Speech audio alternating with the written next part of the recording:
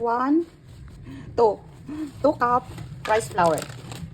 Rice flour ha, rice flour. 1/2 cup lang ang sugar. Pero pwede ta dili mag-asukay ha. Pwede pod mag-asukay. Pero na ay gusto nga di mag-asukay, okay ra pod. Kay pwede siya isudan og kanang sa mukhaon og baboy kanang mga dinuguan ana sa adobo na lami ni siya. Di lang nimo i-asukay. 1 tablespoon na baking powder and 1/2 tablespoon.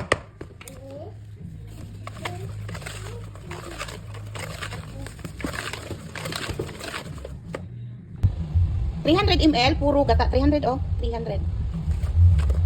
Puro gata ni siya ha, pure gata.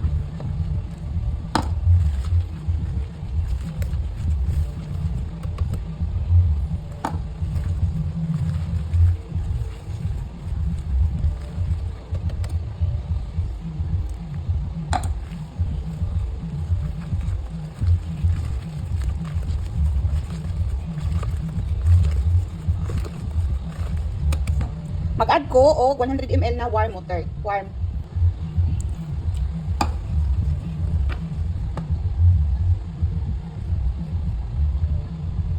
Mag-food color ko kay mas ganahan kong food color. Mas ganahan ko na ay color di ay.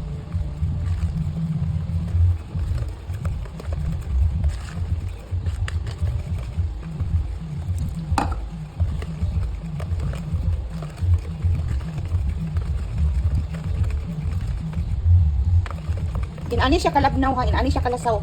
Oh, look. Oh. Pero i-rest na to ni 4 to 5 hours. Balikan na to ni siya. Nganong dugay purpose para mag-sticky siya. Pero sa ref na ko ni ibutang. Takpan para hindi mag-singaw. Okay.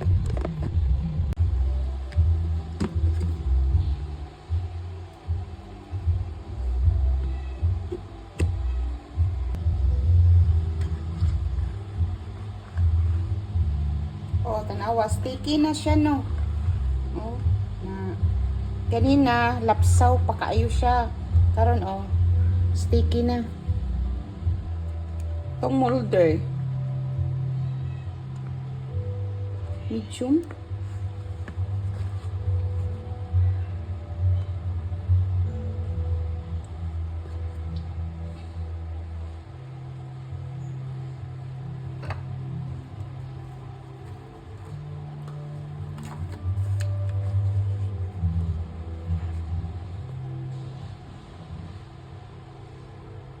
Atong cup, 1/3 cup.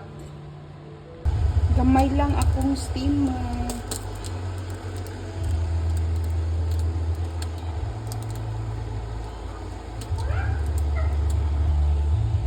Tanaw na to ha. Ano na siya? 12 minutes na. Pero, ano ni, hilaw pa ni kay tagko man ato ang molder. Ready? 1, 2, 3. O, di ba? Oh. Nagko ulit kay nagngisi. Ngano kon kamo ang uban magluto, dili daw magngisi.